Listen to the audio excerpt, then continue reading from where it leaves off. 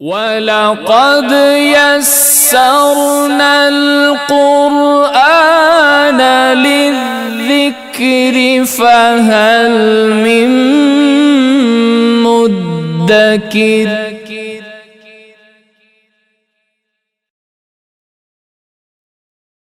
صلی اللہ علیہ یا رسول اللہ وسلم علیک یا حبیب اللہ تو میری رسالت ہے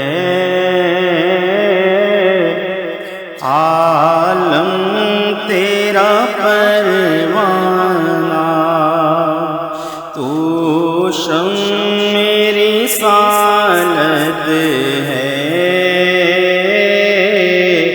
عالم تیرا پروانہ تو ماہ نبوت ہے اے جلوہ جانانا تو میری رسالت ہے عالم تیرا پروانہ جو ساقی کوثر کے چہرے سے نقاب اٹھے جو ساقی کوثر کے چہرے سے نقاب ہر دل بن میں خانہ ہر آنکھ ہو پیمانہ تو میری رسالت ہے عالم تیرا پروانہ دل اپنا چمک اٹھے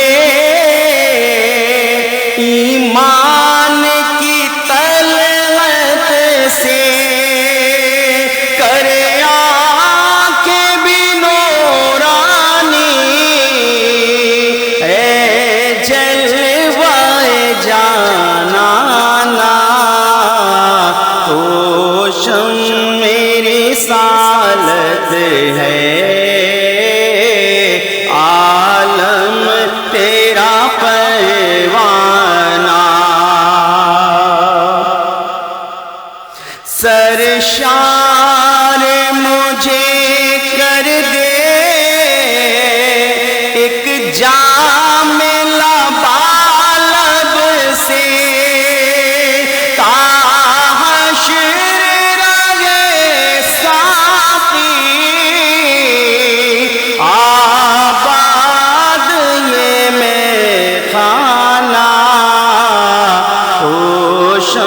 میری رسالت ہے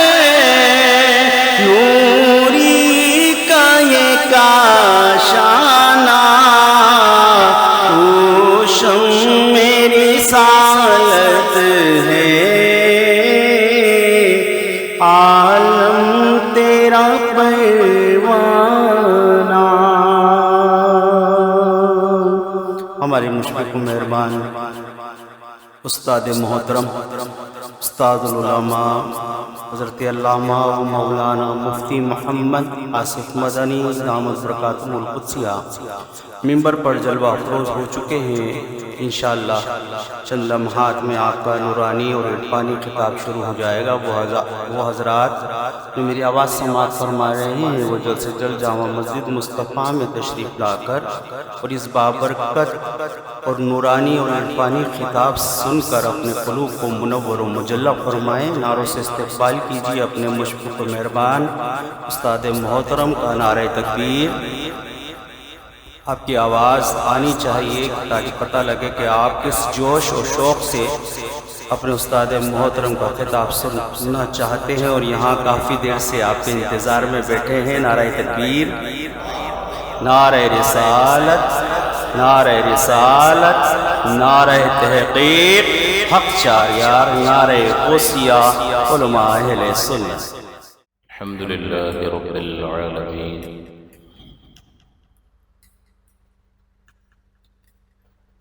الصلاة والسلام على سید الانبیاء والمرسلین وعلى آلہ واصحابہ اجمعین، اما بعد فاعوذ باللہ من الشیطان الرجیم، بسم اللہ الرحمن الرحیم، لن ينال الله لحومها ولا دماؤها ولكن يناله التقوى منكم، صدق الله العلي العظيم وصدق رسوله النبي الأمين۔ قرآن مجید فرقان حمید کی ایک آیت مقدسہ آپ کی خدمت میں تلاوت کی۔ جیسا کہ آپ کے علم میں ہے کہ یہ حج اور قربانی کے ایام ہیں، لہٰذا اسی قربانی کی مناسبت سے اس آیت مقدسہ کو تلاوت کیا گیا۔ پچھلے ہفتے قربانی کے سلسلے میں چند بنیادی ضروری باتوں کا بیان ہوا، جس میں قربانی کے واجب ہونے کی دلیل آپ کی خدمت میں ذکر کی کہ اللہ تعالیٰ نے وانحر فرمایا، اور انحر امر کا صیغہ ہے، اور امر جب مطلق بولا جائے بغیر کسی قید کے تو چیز کو، کسی بھی بات کو ذمے میں لازم کرنے کے لیے آتا، وانحر قربانی کر۔ تو اس سے یہ فقہا نے استدلال فرمایا کہ قربانی لازم ہے۔ پھر ایک حدیث آپ کو پڑھ کر سنائی تھی، رحمت کونین صلی اللہ علیہ وسلم نے ارشاد فرمایا، من کان لہ سعۃ ولم یضحی فلا یقربن مصلانا، کہ جو وسعت کے باوجود، استطاعت کے باوجود قربانی نہ کرے تو وہ ہماری عیدگاہ کے قریب نہ آئے۔ تو کسی بھی بات پر کسی سزا کا ذکر کر دینا، کسی وعید کو بیان کر دینا اس شے کے لازم ہونے کی دلیل ہوتا۔ جیسے میں کہوں بھائی فلاں کام کرو، اگر نہیں کرو گے تو یہ سزا ملے گی، تو اب یہ جو کہہ رہا ہوں فلاں کام کرو، یہ سزا کے ذکر کرنے کی وجہ سے معلوم ہو رہا ہے کہ لازم ہے، کیونکہ اگر لازم نہ ہوتا تو اس سزا کا ذکر بھی نہ کیا جاتا۔ تو یہ اصولی بات آپ ذہن میں رکھ لیں کہ کسی امر کے ساتھ کوئی وعید وغیرہ ذکر کر دی جائے تو وہ اس کے لزوم پر دلیل ہوتی ہے کہ یہ چیز ذمے میں لازم کر رہے ہیں۔ تو یہ تفصیل سے اس کے بارے میں آپ کی خدمت میں گزارشات پیش کر دی تھیں، اور یہ بھی بیان کیا تھا کہ قربانی کی شرائط کیا ہیں۔ اس سلسلے میں آپ کو بتایا تھا کہ عاقل بالغ آزاد مقیم مالک نصاب مسلمان پر قربانی واجب ہوتی ہے۔ یہ ایک لائن اگر آپ یاد رکھ لیں تو آپ کو قربانی کی شرائط یاد ہو جائیں گی۔ تو شمع رسالت ہے عالم تیرا پروانہ، بالکل حقیقت بات ہے کہ حضور کے نور سے ہی ہر شے منور ہو رہی ہے، لیکن ہم ان چیزوں کو کتنی اہمیت دے رہے ہیں جو رحمت دو عالم صلی اللہ علیہ وسلم لے کر تشریف فرما ہوئے۔ یہ ہمیں اپنے آپ سے پوچھنا چاہیے۔ دین کی کوئی بات بتائی جائے تو ایک کان سے سنیں گے، دوسرے سے نکال لیں گے۔ بیٹھے ہوں گے تو کبھی ادھر دیکھ رہے ہوں گے، کبھی ادھر دیکھ رہے ہوں گے۔ بھائی مسجد میں کیا کرنے کے لیے آئے ہو؟ اگر کوئی خطاب کیا جا رہا ہے تو اس کو غور سے سننا چاہیے، نہ یہ کہ ادھر دیکھیں ادھر دیکھیں، پنکھوں کو دیکھیں۔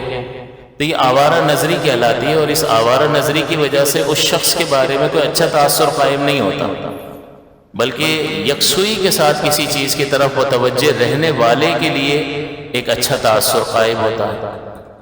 کوئی بڑا آدمی آپ سے خطاب کر رہا ہو، بات کر رہا ہو، میں تو خیر بہت چھوٹا ہوں، کوئی بزرگ بات کر رہا ہو تو اس کی طرف توجہ نہ کرنا اور ادھر ادھر دیکھنا بدتمیزی ہے یا نہیں ہے؟ ہے۔ کہ آپ توجہ ہی نہیں کر رہے ہو، اس کا مطلب یہ ہے کہ آپ کو کوئی دلچسپی نہیں ہے۔ اس لیے آپ سے نہیں کہہ رہا ہوں، ایک ضمنی بات آ گئی تو میں نے ذکر کر دیا۔ یہ یاد کرنے سے ہی بات نکلی کہ ایک جملہ اگر ہم یاد کر لیں تو قربانی کی شرائط ہمیں یاد ہو جائے، لیکن کبھی ہم یاد کرنے کے موڈ میں ہوتے نہیں ہیں۔ بھائی ہمیں کیا ضرورت ہے یاد کرنے کی؟ جب سال آئے گا، قربانی کے ایام آئیں گے تو بیان ہو جائے گا، ہمیں پتہ چل جائے گا، سنو پھر بھول جاؤ۔ یہ درست رویہ نہیں ہے۔ اس کا مطلب یہ ہے کہ وہ تو شمع رسالت ہے عالم تیرا پروانہ، وہ پروانہ کہاں گیا کہ جو اس شمع رسالت کی زبان مقدس سے، ان مبارک ہونٹوں سے، اس مبارک دہن سے، اس مبارک زبان سے جو کلام نکل رہا ہے، اس کو کتنا محفوظ کیا، اس کی کتنی قدر کی۔ اللہ تعالیٰ تو اس کو احسان کے طور پر ذکر فرماتا، انا ارسلناک، ہم نے بھیجا ہے۔ اور یہاں پبلک کا حال ہے کہ پبلک اپنے عمل سے کہتی ہے ہمیں نہیں چاہیے۔ قدر کرنے والوں نے قدر کی، ہم بھی ایمان رکھتے ہیں، لیکن اپنے طرز عمل سے دین کی باتوں کو نہ سیکھ کر یہ میسج دے رہے ہیں جی ہمیں اللہ ضرورت نہیں ہے۔ تو اتنا ذکر فرما رہا ہے انا ارسلناک، یہ تو اللہ کو معلوم ہے، وہ علم رکھتا ہے کہ اس نے اس وجود پاک میں، اس کامل ہدایت میں لوگوں کے لیے کیا ثمرات اور کیا برکات اور کیا پاکیزگی کے معاملات رکھے ہیں، کس درجے میں طہارت رکھی ہے اور کس درجے میں اپنا قرب رکھا ہے اس ہدایت کے سیکھنے کے نتیجے میں۔ لہٰذا ہمیں یہ رویہ بدلنا چاہیے۔ تو جب بھی آپ آئیں تو یہ ذہن بنا کر آئیں کہ میں ایک طالب علم کی حیثیت سے بیٹھوں گا اور میں سیکھوں گا، میں سنوں گا، میں سمجھوں گا اور پوری کوشش کروں گا کہ اسے جو ضروری بنیادی باتیں ہیں اسے میں یاد کر لوں۔ تو عاقل بالغ آزاد مالک نصاب مسلمان پر قربانی واجب ہوتی ہے۔ پھر اس میں نے آپ کو بتا دیا، جب عاقل کہہ دیا تو پاگل مجنون نکل گیا، اس پر نہیں ہے۔ بالغ کہہ دیا تو نابالغ نکل گیا، اس پر نہیں ہے۔ اسی طرح آزاد کہہ دیا تو غلام پر نہیں ہے، اگرچہ غلاموں کا اب دور نہیں۔ پھر مقیم کہہ دیا تو اس کا مطلب مسافر پر قربانی نہیں ہے۔ پھر مالک نصاب کہہ دیا، جس کا نصاب حاجت اصلیہ سے فارغ ہو، تو اس کا مطلب جس کے پاس نصاب نہیں ہوگا اس پر قربانی واجب نہیں ہوگی، اور مسلمان یعنی غیر مسلم پر قربانی واجب نہیں ہوگی۔ اور اس کی فرداً تفصیل بھی آپ کی خدمت میں نے ذکر کر دی تھی۔ تو عاقل بالغ آزاد مقیم مالک نصاب مسلمان، عاقل بالغ آزاد مقیم مالک نصاب مسلمان پر قربانی واجب ہوتی ہے۔ عاقل بالغ آزاد مقیم مالک نصاب مسلمان پر قربانی واجب ہوتی ہے۔ اس سلسلے میں نصاب کے بارے میں آپ کو یہ بتا دیا تھا کہ اس کا اور زکوٰۃ کا تھوڑا سا فرق ہے، کہ زکوٰۃ میں پورا سال مال پر گزر جائے پھر آپ کو زکوٰۃ دینی ہوتی ہے، اس میں ایسا نہیں ہے۔ یہ عاقل بالغ آزاد مقیم مالک نصاب مسلمان، یہ 6 شرائط جو ہیں یہ قربانی کے 3 دنوں میں پائی جائیں گی تو قربانی واجب ہو جائے گی۔ کسی کے پاس ان 3 دنوں میں رقم آئے گی تو وہ یہ نہیں کہہ سکتا کہ سال تو ابھی گزرا نہیں ہے، سال گزرنا شرط نہیں ہے۔ دوسرا فرق آپ کو یہ بتایا تھا کہ زکوٰۃ کے مال میں، زکوٰۃ کے اموال 4 طرح کے ہیں، یعنی 4 مال ہیں جن پر زکوٰۃ لازم ہوتی ہے جانوروں کو چھوڑ کر: سونا، چاندی، کیش اور مال تجارت، روپیہ پیسہ، جس کو اور جو بھی چیز جو کیش کے زمرے میں شمار ہوتی ہو، تو سونا، چاندی، روپیہ پیسہ اور مال تجارت، اس پر زکوٰۃ واجب ہوتی ہے، اس کے علاوہ پر نہیں ہوتی ہے۔ لیکن قربانی کا مسئلہ الگ ہے کہ ان 4 کے علاوہ جو بھی چیز آپ کے پاس حاجت اصلیہ سے زائد ہے، آپ کے استعمال سے زائد ہے، ایسے ہی رکھی ہوئی ہے، چاہے پرانا لباس ہی کیوں نہ ہو، چاہے پرانی مشینری ہی کیوں نہ ہو، آپ نئی استعمال کر رہے ہیں، پرانی ایسی رکھی ہوئی ہے اور وہ استعمال میں نہیں ہے، آپ کی حاجت میں نہیں ہے، تو اس کی قیمت شامل کریں گے۔ اگر وہ 52.5 تولہ چاندی کو یہ ساری چیزوں کی قیمت شمار کر کے 52.5 تولہ چاندی کے برابر پہنچ جائے، یعنی آج کے حساب سے 89 یا 90 ہزار روپے بنتے ہیں، آپ مارکیٹ سے ریٹ معلوم کر سکتے ہیں چاندی کا فی تولہ، اور اس کو 52.5 سے ملٹیپلائی کریں گے، ضرب دیں گے تو آپ کو نصاب پتہ چل جائے گا کہ بھئی اتنی رقم ہو تو قربانی واجب ہوتی ہے۔ تو آپ خود اپنا حساب کر سکتے ہیں۔ تو یہ ذرا حاجت اصلیہ سے زائد چیزیں جو ہوتی ہیں ان کا شمار کرنا ضروری ہوتا ہے، تو ان کو ضرور آپ پیش نظر رکھیں۔ بعض اوقات قربانی واجب ہوتی ہے لیکن ہم قربانی نہیں کر رہے ہوتے، تو پھر وہ وعید موجود ہے حضور کی کہ جو وسعت کے باوجود قربانی نہ کرے وہ ہماری عیدگاہ کے قریب نہ آئے۔ تو حضور کی صحبت سے محرومی اس سے بڑی صحابہ کے لیے اور کیا وعید ہو سکتی ہے؟ دنیا بھر کی سزا ایک طرف اور حضور کی صحبت سے، حضور کی مجلس سے دوری کہ ہماری عیدگاہ کے قریب نہ آئے، یہ بہت بڑی سزا ہے۔ تو لہٰذا اس تناظر میں غور کرنا چاہیے کہ ذرا تھوڑا سا سمجھداری کے ساتھ، جذبے کے ساتھ یہ کام کرنا چاہیے کہ اگر بن رہی ہے، میں جانور اگر نہیں بھی لے سکتا ہوں، اتنی گنجائش نہیں ہے، تو میں کم سے کم حصہ تو ڈال سکتا ہوں۔ اور پھر یہ بھی بتایا تھا کہ عاقل بالغ آزاد مقیم مالک نصاب مسلمان پر، تو مسلمان کہہ دیا تو مسلمان میں عورت اور مرد دونوں شامل ہیں یا نہیں ہیں؟ دونوں شامل ہیں، لہٰذا دونوں پر قربانی واجب ہے۔ تو جس شخص میں یہ شرائط پائی جائیں گی اس پر قربانی واجب ہوگی۔ مثال کے طور پر گھر میں 4 افراد ہیں جن میں سے 2 میں یہ شرائط پائی جا رہی ہیں، عاقل بالغ مسلمان، آزاد مقیم اور مالک نصاب بھی ہے مسلمان، تو اس پر قربانی واجب ہوگی۔ 2 میں یہ شرائط نہیں ہے، یعنی 5 شرطیں ہیں، باقی جو ہے مال نہیں ہے اس کے پاس، تو اس پر قربانی واجب نہیں ہے۔ تو جس پر واجب ہے اس ہی کو کرنی ہے، اس ہی کی طرف سے کی جائے گی۔ بعض اوقات ایسا ہوتا ہے کہ یار پچھلے سال امی کی طرف سے کی تھی، اس بار ابا کی طرف سے کرتے تھے، اب امی پر بھی نہیں تھی واجب اور ابا پر بھی نہیں تھی، اور جو کر رہا تھا اس پر واجب تھی۔ اب یہ علم نہ سیکھنے کا نتیجہ کہ بھئی اپنا واجب اتارو نا، جن پر قربانی لازم ہی نہیں، اگر آپ ان کی طرف سے کرو گے تو یہ نفل قربانی بنے گی۔ ان کی طرف سے اگر آپ کے پاس مال ہے تو آپ کریں، لیکن نہیں ہے تو پہلے اپنا واجب جو شریعت آپ سے مطالبہ کر رہی ہے اس کو تو پورا کرو، اس کو پہلے پورا کریں۔ ہر سال بھی اگر والدین پر قربانی نہیں اور آپ پر ہے تو آپ کو ہر سال اپنی قربانی کرنی، اپنے لیے قربانی کرنی، اپنی طرف سے کرنی ہے۔ ہاں اگر اضافی مال ہے تو آپ ان کی طرف سے بھی کر سکتے ہیں، چلو انہیں بھی ثواب ہے، لیکن قربانی لازم نہیں ہے، شریعت مطالبہ نہیں کر رہی، تو جس سے مطالبہ کر رہی ہے وہ اپنی طرف سے ضرور کرے یا کوئی دوسرا اس کی طرف سے کرے۔ اور اس میں آپ کو یہ بھی بتا دیا تھا کہ یہ مالی صدقہ ہے، لہٰذا ایک شخص دوسرے کی طرف سے کر سکتا ہے، بس اس کو بتا دے کہ میں تمہاری طرف سے قربانی کر رہا ہوں، تاکہ وہ نیت کر لے، کیونکہ یہ عبادت ہے اور عبادت میں نیت لازم ہوتی ہے۔ ہاں ایسا گھر میں ماحول بنا ہوا ہے کہ ہر سال بڑے بھائی لاتے ہیں یا والد صاحب لاتے ہیں، سب کو معلوم ہے، تو پھر اب بتانے کی ضرورت بھی نہیں ہے کہ سب کو پتہ ہی ہے، تو سب نیت کر ہی لیں گے۔ تو اس اعتبار سے جس پر قربانی، بعض اوقات بیوی کے پاس سونا وغیرہ ہوتا ہے، شوہر کے پاس اتنا نہیں ہوتا، وہ کما کے لاتا ہے، خرچ ہو جاتا ہے، تو اس کے پاس نصاب بنتا ہی نہیں ہے، تو کیا شوہر پہ لازم ہے؟ نہیں، جس میں شرائط ہیں اس میں، تو ان 3 دنوں میں جس میں شرائط جمع ہو جائیں گی اس پہ قربانی واجب ہے۔ تو اگر عورت پر عورت کے پاس یہ مال وغیرہ ہے اور اس میں یہ دیگر شرائط پائی جا رہی ہیں تو عورت پر قربانی واجب ہوگی، شوہر پر نہیں ہوگی۔ تو ہو سکتا ہے کہ گھر کے اندر 3 خواتین اور 1 آدمی اور 3 خواتین کے پاس اتنا مال ہو کہ نصاب کو پہنچے تو ان تینوں پہ قربانی واجب ہوگی، آدمی پہ نہیں ہوگی۔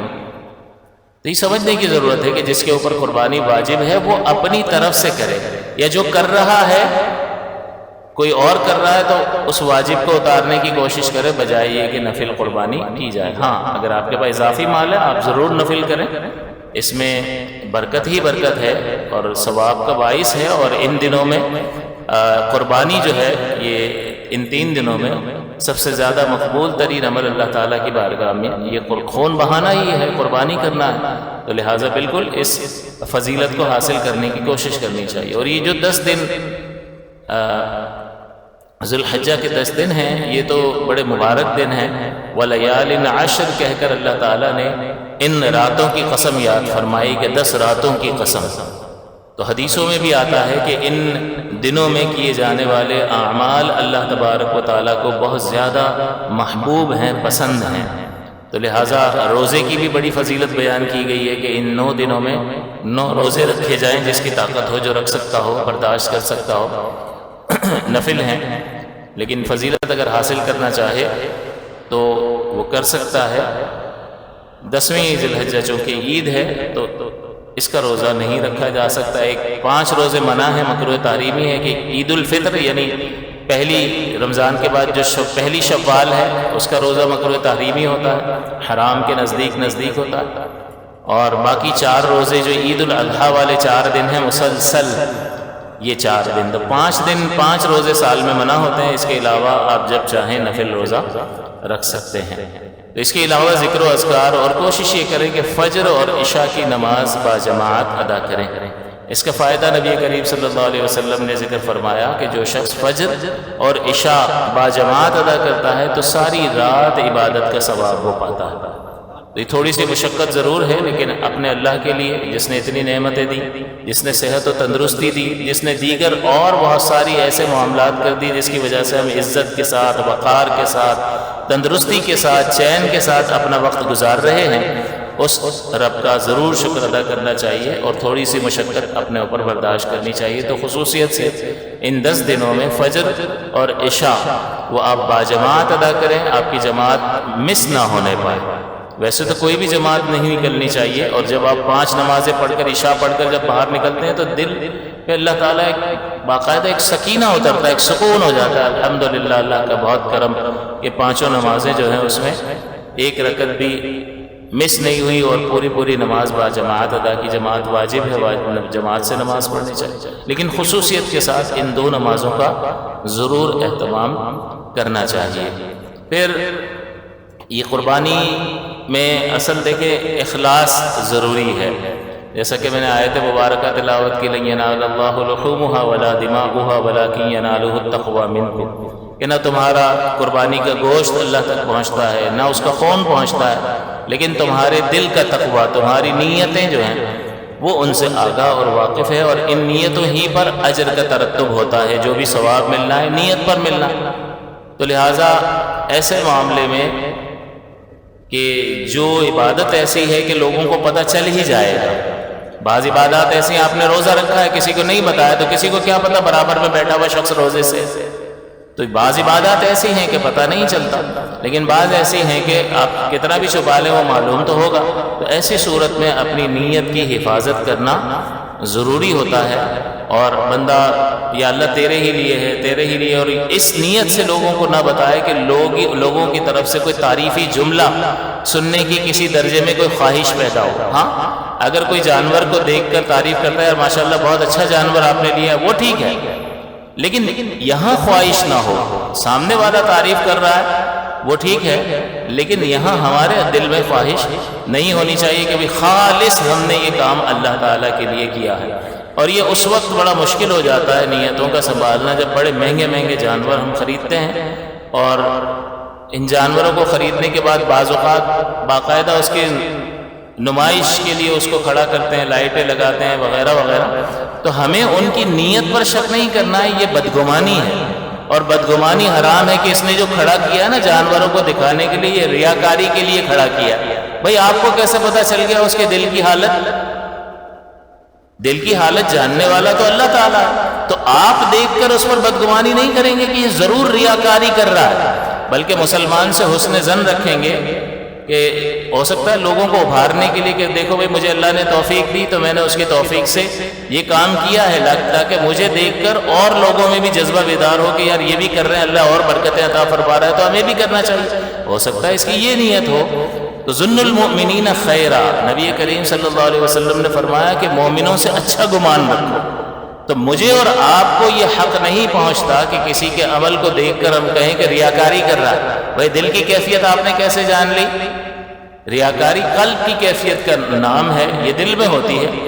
تو ہم حکم نہیں لگائیں گے، لیکن جو شخص یہ عمل کر رہا ہے اس کو اپنے قلب کو دیکھنا ہوگا کہ اس کا اور رب کا معاملہ ہے. اللہ اس کی نیت کو جانتا ہے کہ وہ کس نیت سے کر رہا ہے، لہٰذا اس کو اپنی نیت کی حفاظت کرنا انتہائی ضروری ہے.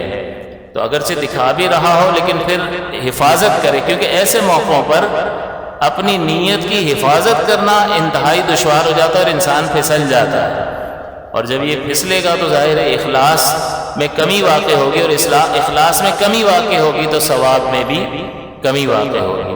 اس لیے اس بات کا خیال رکھا جائے. حضور نے فرمایا فربا جانور، اچھا جانور خریدو، جس کی گنجائش ہے وہ اچھا جانور لے، لیکن پھر اپنی نیت کی حفاظت کا بہت زیادہ اہتمام کرے کہ کہیں کوئی نیتوں میں بگاڑ پیدا نہ ہو جائے. پھر جانوروں کے بارے میں آپ کو معلوم ہے کہ مخصوص جانور کی قربانی ان دنوں میں اللہ کا تقرب حاصل کرنے کے لیے کرنا یہی قربانی کہلاتا ہے. اس کو ذبح کرنا یہ قربانی کہلاتا ہے. تو بعض اوقات قربانی کے عمل کو یعنی ذبح کرنے کے عمل کو قربانی کہہ دیتے ہیں. اگر کوئی قربانی کی آپ سے تعریف پوچھے کہ بھئی قربانی کیا ہے، تو اس کی تعریف یہ ہے کہ مخصوص جانور کو مخصوص ایام میں اللہ کا قرب حاصل کرنے کے لیے ذبح کرنا. مخصوص جانور ہیں خاص کیے ہوئے، تو بہت سارے نکل گئے، جو خاص نہیں کیے وہ نکل گئے. جیسے یہ بکرا بکری ان کی نسلیں، گائے لے لیا تو اس مذکر مؤنث اور بھینس بھینسا وغیرہ اس میں شامل ہو گئے. بھیڑ تو بھیڑ جو ہے اس کا مذکر مؤنث شامل ہو گئے. اونٹ اونٹنی یہ شامل ہو گئے. تو یہ مخصوص خاص کیے ہوئے جانور ہیں. اس کے علاوہ جن کا ذکر کر دیا انہی کی قربانی ہوگی، اس کے علاوہ کی قربانی نہیں ہوگی. تو مخصوص کا مطلب یہ ہے کہ خاص کر لیا.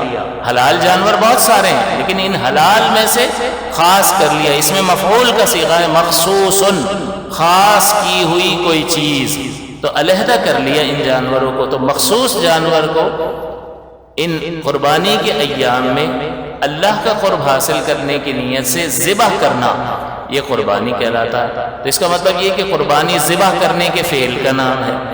اور بعض اوقات جو ہے اسی جانور کو قربانی کہہ دیا جاتا ہے، یہ ہماری قربانی ہے، یہ فلاں کی قربانی ہے. تو بعض اوقات جانور پر بھی قربانی کا لفظ بول دیتے ہیں، اور بعض اوقات اس ذبح کے فعل کو قربانی کہا جاتا ہے. تو قربانی کا اگر آپ سے کوئی پوچھے تو آپ کیا بتائیں گے؟ ہمیں کیا وہ تو مولانا بتائیں گے، ہم کیوں یاد رکھیں؟ نہیں، آپ سنیں اور اس کو یاد رکھنے کی کوشش کریں. یہ علم دین جب آپ کے دل میں گھر کر جائے گا تو آپ کا مرتبہ بڑا ہو جائے گا. اللہ تعالیٰ فرماتا ہے کہ جاننے والے اور نہ جاننے والے برابر نہیں ہیں. پیدا ہوئے تھے سب برابر تھے، لیکن ایک نے علم حاصل کر لیا تو اس علم کی وجہ سے اللہ تعالیٰ نے اس کو فوقیت عطا فرما دی. تو جاننے والے اور نہ جاننے والے برابر نہیں ہیں. تو جو آپ کو دیا جا رہا ہے وہ اللہ کے پیارے رسول کی جانب سے دیا گیا ہے اور انہیں اللہ کی طرف سے دیا گیا ہے. تو اس کی قدر مومن کو کرنی چاہیے یا نہیں کرنی چاہیے؟ مومن ایمان والا، تصدیق کرنے والا، تو وہ مومن ہے ہی اس وجہ سے کہ وہ تصدیق کرتا. تو وہ تصدیق کر کے اس کو یاد کتنا رکھتا ہے، اس پر غور کرنا چاہیے. تو سیکھنے کا ذہن رکھیں. اگر سیکھنے کا ذہن رکھیں گے یہ محافل اور یہ اجتماعات اور یہ بیانات آپ کو بہت بڑا فائدہ پہنچائیں گے کہ دوسری مساجد کے مقابلے میں یہاں کے مقتدی اتنا کچھ جانتے ہوں گے کہ وہ دوسروں کو آسان آسان مسائل تو خود ہی سکھا دیں گے. پھر وہ بڑے مشکل مسائل کے لیے ہمارے پاس آئے گا، لیکن آسان مسائل کے لیے ہم نے یہ سارے افراد تیار کر دیے یا آگے امت کی خدمت کریں گے. تو اتنی کثیر تعداد ہو تو امت کو کتنا فائدہ پہنچتا ہے. ابھی یہ ان باکس بھرا رہتا ہے، اتنے سوالات آتے ہیں، جیسے ہی اٹھتا ہوں تو فوراً 2-4 کو جواب دے دیتا ہوں، پھر واش روم گیا، فریش ہوا، پھر نکلا، ناشتے پہ بلا رہے ہیں، 2-3 کو جواب دے دیا، پھر ناشتہ کر لیا، ناشتہ کرنے کے بعد دیکھا کوئی رہ گیا، اس کو جواب دے دیا. تو امت کو بہت زیادہ ضرورت ہے، وہ چاہتے ہیں ان کی رہنمائی کی جائے، وہ چاہتے ہیں ان کو مسائل بتائے جائیں، اور وہ دین پر عمل کرنا چاہتے ہیں، لیکن افراد نہیں ہیں. تو لہٰذا ہمیں اس ذمہ داری کو سمجھنا چاہیے. حضور نے فرمایا بلغوا عنی ولو آیۃ، پہنچا دو میری طرف سے اگرچہ ایک ہی آیت ہو. لہٰذا اس ذمہ داری کو محسوس کرنے کی ضرورت ہے. اس کو سیکھنے کے ذہن کے ساتھ آپ یہاں تشریف فرما ہوا کریں. تو قربانی بعض اوقات ذبح کے فعل کو کہہ دیا جاتا ہے، اور بعض اوقات جانور پر بھی قربانی کا لفظ بول دیا جاتا ہے. پھر یہ قربانی کے جانور آپ کو بتا دیے مخصوص ہیں، تو یہ جانور بھی ذکر کر دیے، اور ان کی عمریں جو ہیں، اونٹ کم سے کم 5 سال، زیادہ سے زیادہ جتنا بھی ہو 5 سال سے کم ہوگا تو قربانی نہیں ہوگی. ویسے کسائی کی دکان پہ ہم گوشت خریدتے ہیں تو اس میں عمر کی کوئی قید نہیں ہوتی، وہ آپ گوشت کھا سکتے ہیں. لیکن اللہ کی بارگاہ میں جو پیش کر رہے ہیں اس میں ان کنڈیشنز کا خیال رکھنا پڑے گا جو بیان کی گئی ہیں. تو کسائی سے جو گوشت لے رہے ہوتے ہیں اس میں آپ عمر پوچھتے ہو، 2 دانت تھا یا کتنے دانت تھا، کچھ بھی نہیں پوچھتے. تو وہ حلال ہے، جائز ہے، ٹھیک ہے. لیکن قربانی کے لیے خاص چیز شرائط ذکر کی گئی ہیں، لہٰذا خیال رکھنا ہوگا. تو عمر کم سے کم 5 سال اونٹ کی، یا زیادہ سے زیادہ جو بھی ہو. گائے وغیرہ 2 سال کم سے کم، زیادہ سے زیادہ جو بھی.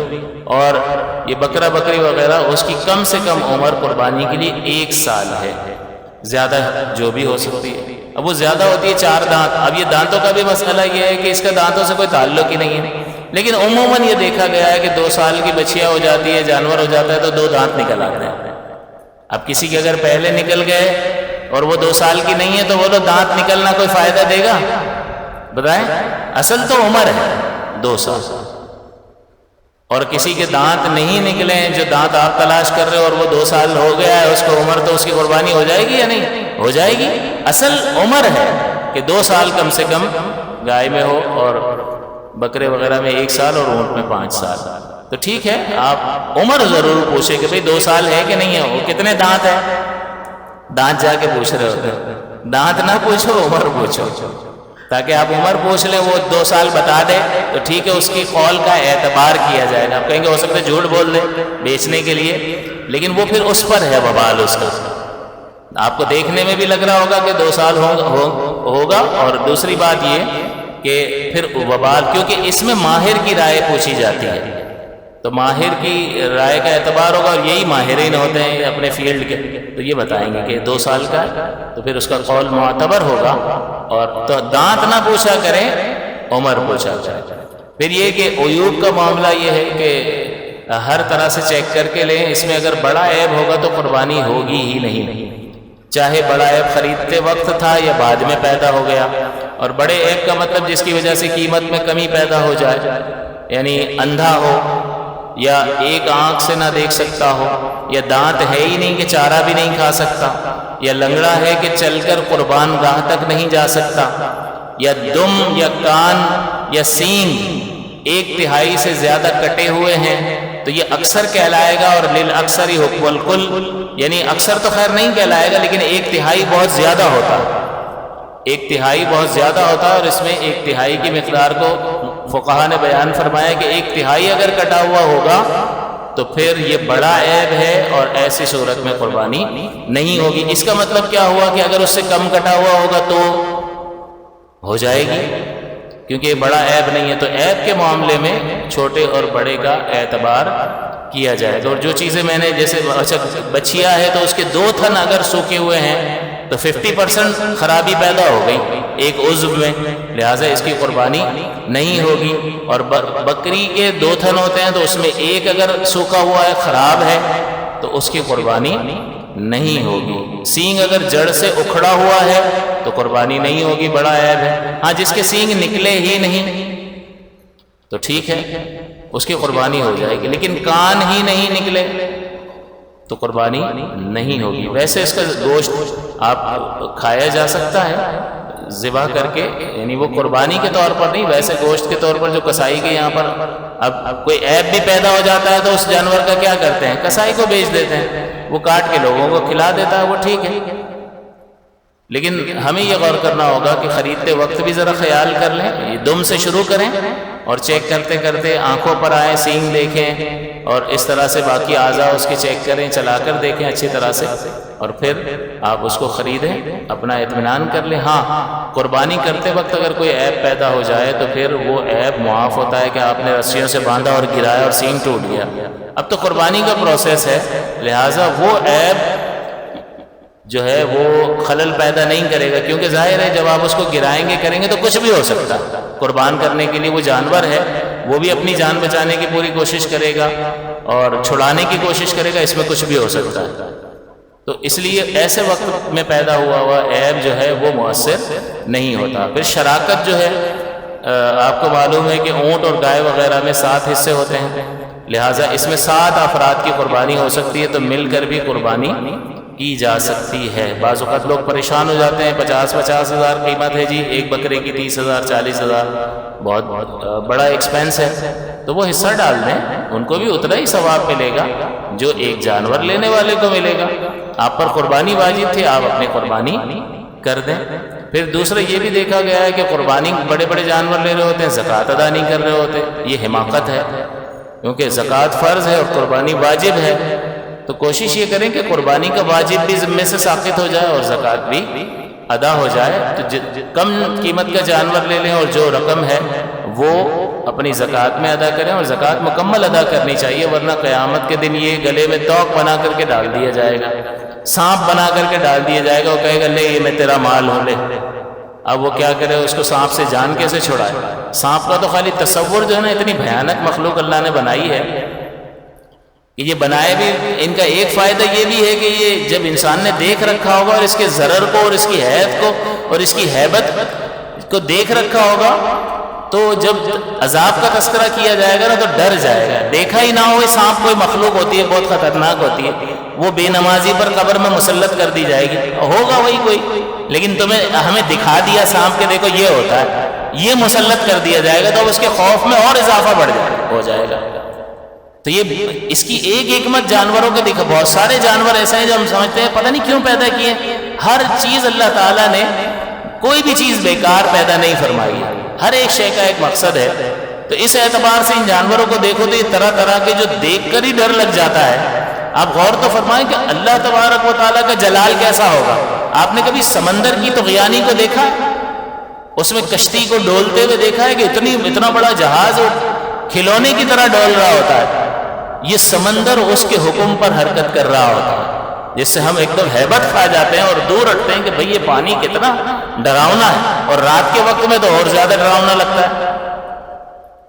تو یہ سب اللہ کی مخلوق ہے، اللہ ان پر غالب ہے، عزیز ہے، تو ہم تو اس کی مخلوق کا مقابلہ نہیں کر سکتے ہیں، خالق کے سامنے کھڑے کیسے ہوں گے؟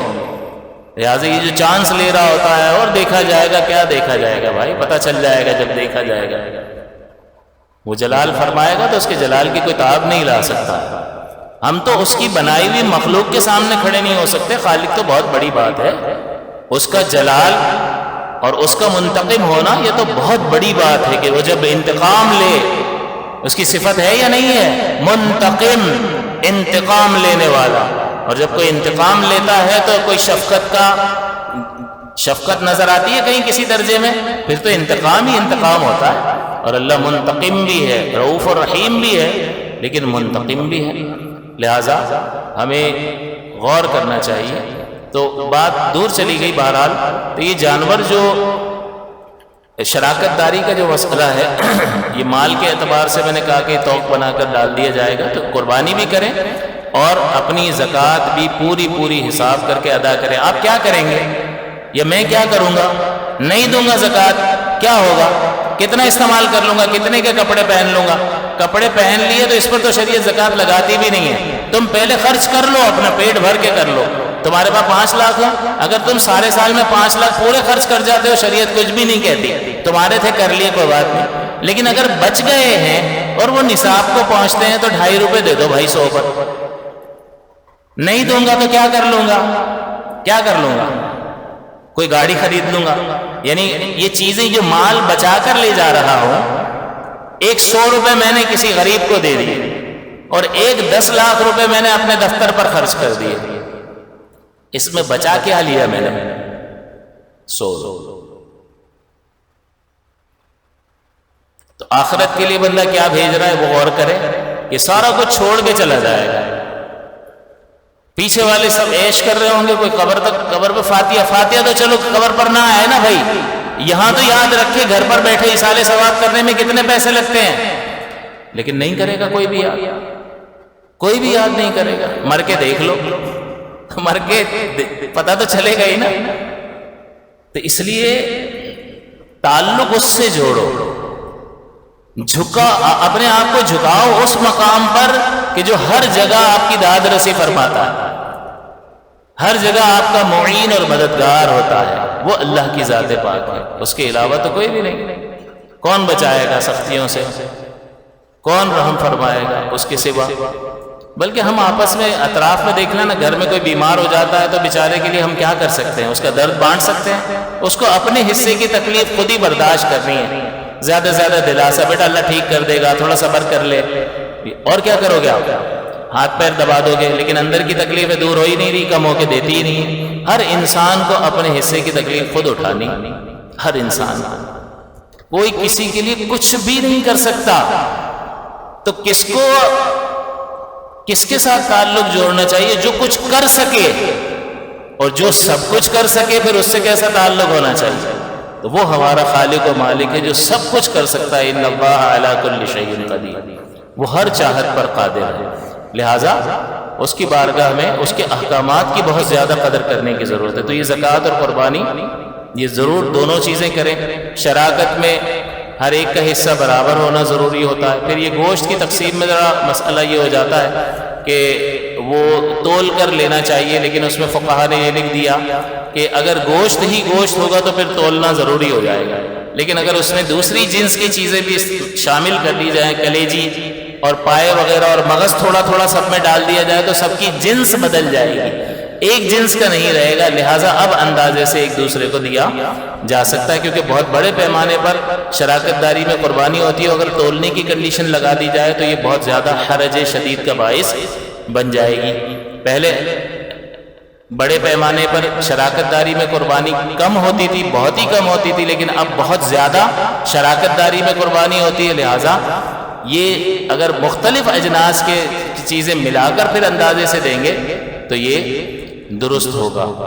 پھر قربانی کرتے وقت جو ہے اس میں چند چیزوں کا لحاظ ضروری ہے کہ جانور کو بھوکا پیاسا نہ ذبح کریں، چھری وغیرہ پہلے سے تیز کر لیں، اور اس کو دوسرے جانوروں کے سامنے ذبح نہ کریں۔ اگر آپ کے پاس جگہ ہے تو، جگہ نہیں ہے تو پھر اس کی اجازت ہے، کیونکہ وہ بھی فیل کرتا ہے، وہ دیکھ رہا ہوتا ہے اطراف میں، اس کو سب سمجھ آ رہی ہوتی ہے کہ اب کیا ہونے والا ہے، تو اس کے دل کی کیفیت، اس کا بلڈ پریشر بڑھ جاتا ہوگا، خوف ایک دم طاری ہو جاتا ہوگا کہ بھئی یہ اطراف میں خون نظر آ رہا ہے اور یہ جانور دوسرے تڑپ رہے ہیں، تو وہ دیکھتا تو ہے نا، تو اس کو محسوس ہوتا ہے۔ تو اگر ایسا ہو سکے تو ٹھیک ہے، نہیں جگہ ہی نہیں ہے، جیسے ہمارے یہاں جگہ نہیں ہے تو ہمیں کرنا پڑتا ہے، تو یہ مجبوری کی صورت میں شریعت گرفت نہیں کرتی ہے۔ پھر گرانے کے بعد اس کا رخ جو ہے وہ قبلہ رخ ہو تو یہ مستحب ہوتا ہے، اور آپ جانتے ہیں مستحب کا مطلب یہ آپ کریں گے تو شریعت اجر دے گی، نہیں کریں گے تو کوئی گرفت نہیں ہے، جان بوجھ کر بھی مستحب کو چھوڑیں گے تو کوئی گرفت نہیں ہے۔ اب وہ ہمارے بھائی بیچارے یہ شرعی حیثیتوں کو سمجھتے نہیں ہیں، اور ان کے ذہن میں یہ ہوتا ہے بس قبلہ رخ کر دو اس کو۔ بھائی مستحب پہلے یہ تو پوچھو نا کہ 11 میں سے کیا ہے قبلہ رخ اس کا ہونا۔ قربانی کیا ہے؟ جی واجب ہے، واجب کا مطلب ہے آپ کو کرنی ہی پڑے گی، نہیں کریں گے تو گناہگار ہوں گے۔ قبلہ رخ کرنا بھی ایک عمل ہے، اس کی کیا شرعی حیثیت ہے؟ فرض، واجب، سنت مؤکدہ، سنت غیر مؤکدہ، یا مستحب ہے یا مباح ہے؟ ان 6 میں سے آپ کو پتہ کرنا ہوگا۔ مباح کا مطلب نہ گناہ نہ ثواب، تو یہ مستحب ہوتا ہے قبلے کی طرف رخ کرنا، اور مستحب کا مطلب یہ ہوتا ہے کہ آپ کریں گے تو اجر ملے گا، نہیں کریں گے تو کوئی مسئلہ نہیں ہے۔ اب ایسے ڈائریکشن میں گر گیا کہ قبلے کی طرف رخ نہیں ہے اس کا، اب زبردستی اس کو دم سے پکڑ کر گھسیٹیں گے، اور قبلے کی رخ کرنے کی کوشش کریں گے تو بیجا تکلیف دینا یہ جائز نہیں ہوتا.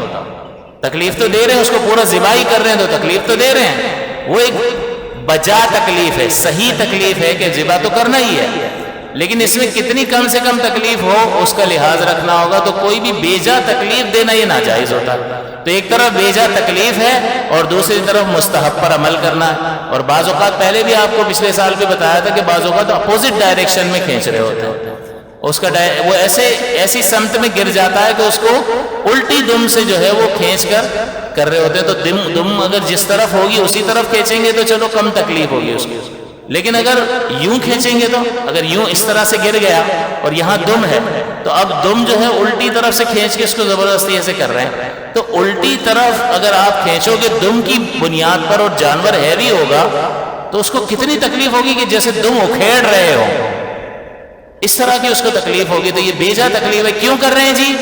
بھائی قبلے کی طرف کر رہے ہیں. کیا ہوگا جی؟ مستحب ہے. ایک طرف مستحب ہے اور دوسری طرف ناجائز ہے. بیجا تکلیف دینا ناجائز ہے تو کس کو اختیار کریں گے؟ مستحب کو، یا ناجائز سے بچا جائے گا؟ ناجائز سے بچا جائے گا. لیکن یہ بیچارے معلوم نہیں ہوتا لہٰذا کر رہے ہوتے ہیں اور سنیں گے بھی نہیں اس وقت. اگر ان کو بتایا بھی جائے نا تو سنیں گے بھی نہیں، کریں گے وہی جو ان کو ہو. لیکن آپ کو مسئلہ بتا دیا، آپ یہ سمجھ لیں کہ اگر ڈائریکشن اس کی غلط ہو گئی ہے، قبلے کی طرف نہیں ہے، تو آپ دیکھیں آسانی سے بغیر تکلیف کے بہت تھوڑی سی جنبش کے ساتھ اگر گھما سکتے ہو تو گھما لو. لیکن آپ کو لگے کہ یار اس میں تو بڑی اذیت اس کو دینی پڑے گی تب گھومے گا، پھر بھی گھما رہے ہیں، تو یہ درست رویہ نہیں ہے. پھر جب آپ ذبح کرتے ہیں تو اس میں اس بات کا ضرور خیال رکھیں کہ جو شخص چھری چلا رہا ہے وہ بلند آواز سے بسم اللہ اللہ اکبر کہے گا. آواز اپنے کانوں تک آنی چاہیے، اتنی آواز سے. اطراف میں اگر کوئی شور نہیں ہے تو اتنی آواز سے وہ کہہ رہا ہے کہ کانوں تک آواز پہنچ جائے تو قربانی ہو جائے گی. لہٰذا اگر کسی نے دل ہی دل میں کہا تو قربانی نہیں ہوئی، جانور ہی حلال نہیں ہوا اس کا. قربانی تو قربانی، جانور ہی حرام ہو گیا، گوشت بھی نہیں کھا سکتے. لہٰذا اتنی آواز سے کہ کان سنیں. دوسرا یہ قصائی جو ہے وہ بعض اوقات وہ بھی چھری رکھ دیتا ہے، وہ بھی ہاتھ رکھ رہا ہوتا ہے. تو جتنے بندوں کا ہاتھ اس چھری پر ہوگا سب کا بسم اللہ اللہ اکبر کہنا ضروری ہے. ایک نے بھی نہیں کہا تو جانور حلال ہی نہیں ہوگا. لہذا اول تو یہ کہ آپ خود ذبح کریں، یہ مستحب ہے، یہ سنت مبارکہ ہے. رحمت کونین صلی اللہ علیہ وسلم نے اپنے دست اقدس سے ذبح فرمایا. تو سنت کی نیت سے کہ حضور نے کیا تھا اس لیے میں کر رہا ہوں، اجر پائیں گے. تو اپنے ہاتھ سے ذبح کریں. لیکن اگر خوف ہے، ڈر لگتا ہے تو قصائی کو اگر شامل کر رہے ہیں تو پھر اس کو کہیں کہ تم بھی بسم اللہ اللہ اکبر کہنا، اس کو پابند کریں، ورنہ جانور جو ہے وہ حلال نہیں ہوگا. پھر اس کو ذبح کرتے وقت اس کا خیال رکھیں کہ اس کی 4 رگیں ہوتی ہیں، ایک خوراک کی، ایک سانس کی اور 2 خون کی یہ رگیں ہوتی ہیں. ان چاروں کا یا 3 کا کٹنا یا 4 کا اکثر حصہ کٹ جانا ضروری ہوتا ہے. تو آپ کہیں گے پورا جانور ہی تو کٹ رہا ہے، اس میں رگوں کا کہاں کہہ رہے ہو؟ پوری گردن جدا نہیں کر دیتے؟ یہ بعد میں جدا کرنے کی بات نہیں ہے، بعد میں تو پورا قیمہ بنا دیتے ہو جانور کا. جب پہلی چھری چلا رہے ہو اس کی بات ہو رہی ہے کہ پہلی چھری میں یہ رگیں کٹنی ہے، بعد میں تو آپ سب کچھ الگ کر دو گے تو کٹے گا تو صحیح. لیکن پہلی چھری میں بسم اللہ اللہ اکبر کہتے ہوئے پہلی چھری آپ نے اٹھانی نہیں ہے جب تک یہ 4 رگیں. وہ قصائی جلدی مچاتے ہیں، ہو گیا ہو گیا ہو گیا ہو گیا. بھائی تم ٹھیک اپنا مشورہ اپنے پاس رکھو، کیونکہ وہ ان کو علم تو ہوتا نہیں ہے، انہیں دوسرا جانور بھی کاٹنا ہوتا ہے، بہت سارے کام ان کو ہوتے ہیں، تو اس لیے وہ جلدی مچائے گا. لیکن آپ کو اپنی قربانی درست طریقے سے کرنی ہے. لہٰذا آپ پہلے صحیح جگہ معلوم کریں کہ کہاں چھری پھیرنی ہے. بعض اوقات تو جگہ ہی وہ غلط بتا رہا ہوتا ہے، تو ذرا ہاتھ رکھ کے ذرا اچھے طریقے سے چیک کر لیں اور اس کے بعد کھال کو بہت اچھے طرح سے کھینچ کر رکھیں. چھری اگر تیز ہوگی تو فوری طور پہ چلے گی. اور جب آپ چھری پھیر رہے ہیں تو تھوڑی دیر تک پھیرتے ہی چلے جائیں، اٹھائیں نہیں چھری. پہلی چھری میں یہ رگیں کٹنا ضروری ہوتا ہے، لہٰذا چھری اٹھائیں نہیں. اس بات کا بہت زیادہ خیال رکھیں اور بسم اللہ اللہ اکبر کہنے کا بہت زیادہ خیال رکھیں. اس میں آواز کا بہت زیادہ خیال رکھیں. اور جتنے افراد اس چھری پہ ہاتھ رکھ رہے ہیں ان سب کا بسم اللہ اللہ اکبر کہنا لازم اور ضروری ہے. اگر ترک کریں گے تو پھر جانور حلال ہی نہیں ہوگا، قربانی تو دور کی بات ہے۔ تو ان چیزوں کو یاد رکھنا ضروری ہے تاکہ ہم درست طریقے پر جان کر علم حاصل کر کے صحیح طور پر جس طرح اللہ اور اس کے رسول صلی اللہ علیہ وسلم نے بیان فرمایا اس طریقے سے اپنی عبادت جو ہے وہ کر سکیں اور اللہ تعالیٰ کی جانب سے بہترین اس کا بدلہ پا سکیں۔ اللہ تعالیٰ سے دعا ہے کہ اللہ تعالیٰ ہمیں اخلاص کے ساتھ یہ عبادت کرنے کی توفیق عطا فرمائے۔ آمین۔ وآخر دعوانا الحمد للہ رب العالمین۔